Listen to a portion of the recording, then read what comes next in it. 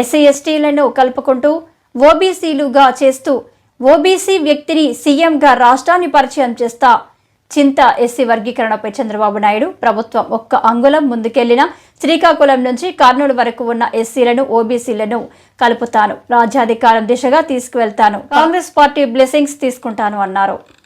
ఆంధ్ర రాష్ట్ర విభజన వల్ల చాలా మంది అంటారు ఢిల్లీ వాళ్ళు చేసిన పని ఆంధ్రప్రదేశ్ రాష్ట్రం కానీ కాదు, చాలా మందికి తెలియదు. నేను చెప్తున్నా, ఆంధ్రప్రదేశ్ రాష్ట్ర విభజనకు దళిత విభజనకు దగ్గర సంబంధం ఉంది.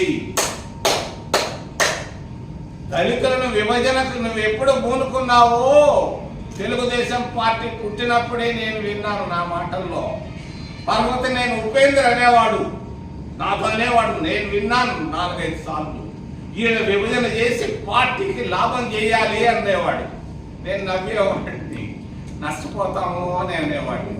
ఎందుకు చెప్తున్నానంటే దళిత విభజన వల్లే రాష్ట్ర విభజన, ఆంధ్రప్రదేశ్ రాష్ట్రం విభజన జరిగింది. నాకైతే 1% కాదు కదా, 0.1% కూడా అనుమానం లేదు. ఎందుకు అవసరం ఏమొచ్చింది? వీళ్ళు నేను అంటున్నాను, అన్పార్లమెంటరీ వీళ్ళు ముడ్లో ఏళ్ళు పెట్టాల్సిన పని ఏమొచ్చింది మీకు? ఎందుకు? ఏం సాధించారు? హైదరాబాద్ పోతే బాధపడతా ఉన్నాం. ఏంది ఆడకపోతే ఏముంది? అంత సస్యశ్యామలో సిటీ ఏంది? ఇక్కడ ఏమున్నాయి? అమరావతి పోతే ఏం సాధించాం? వీళ్ళ జోలికి పోవద్దని నేను చంద్రబాబు నాయుడు గారికి సున్నితంగా, నాకు బాగా తెలుసు. ఆయన 50 సంవత్సరాలుగా ఆయన యూత్ కాంగ్రెస్ లో ఉన్నాడు, నేను యూత్ కాంగ్రెస్ లో ఉన్నాం తిరుపతిలో.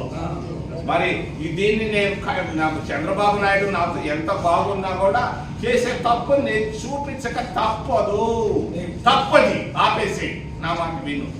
సెన్సస్ జరపాల్సింది రిజిస్ట్రార్ జనరల్ ఆఫ్ ఇండియా, అతనికి ఇయ్యాలి సెన్సస్.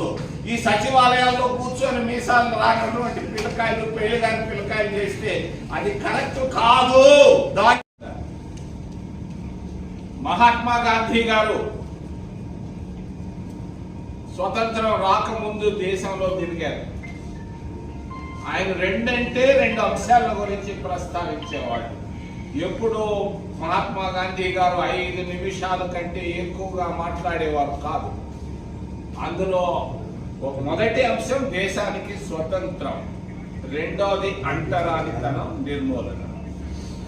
మరి మహాత్మా గాంధీ గారి కృషి, కాంగ్రెస్ పార్టీ కృషి, జవహర్లాల్ గారి, నెహ్రూ గారి నిర్ణయం, అంబేద్కర్ గారి తెలివితేటలు, మేధా సంపత్తి వల్ల ఎస్సీలకు 15% రిజర్వేషన్లు వచ్చాయి. ఈరోజు గిరిజనులకు 7.5% రిజర్వేషన్లు వచ్చాయి.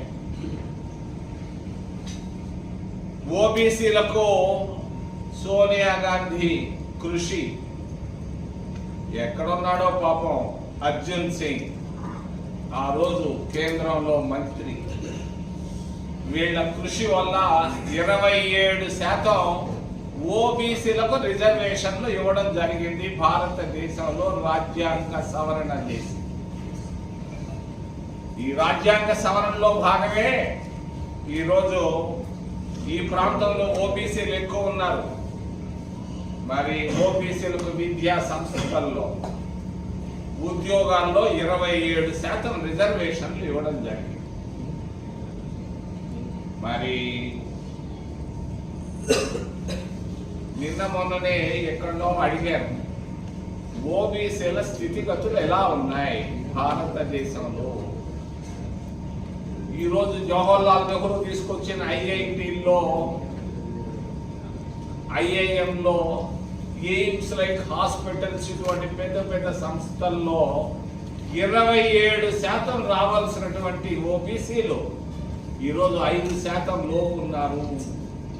5% లోపు ఉన్నారు. ఓబీసీల్లో విద్యావంతులు, ఉద్యోగ అవకాశాలు ఉండి కూడా ఈరోజు 5% ఉండడం అనేది గమనార్హం.